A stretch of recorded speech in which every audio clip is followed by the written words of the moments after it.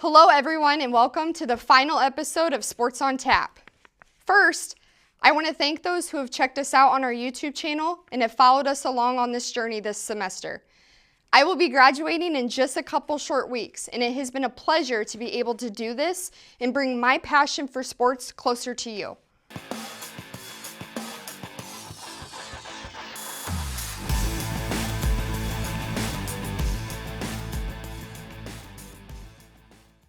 So let's get right into it. In this episode, I'll preview the upcoming season of the WNBA's Indiana Fever.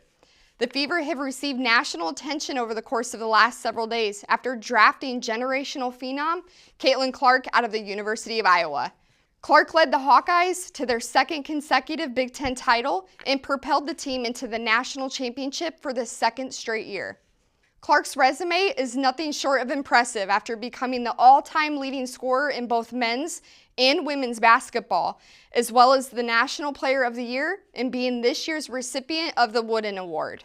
The Indiana Fever expected to have all eyes on them this upcoming season with Clark now on the roster, alongside Aaliyah Boston, and let's not forget the addition of the Big Ten Defensive Player of the Year, Celeste Taylor out of Ohio State.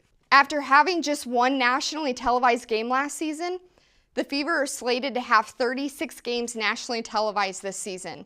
Not to mention, Clark's jersey sold out in an hour after being drafted by the Fever, and ticket prices doubled for upcoming WNBA games.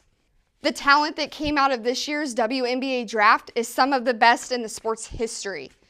Women's sports, surrounded by much hype, and rightfully so, outperformed the men's NCAA tournament by staggering numbers in terms of viewership.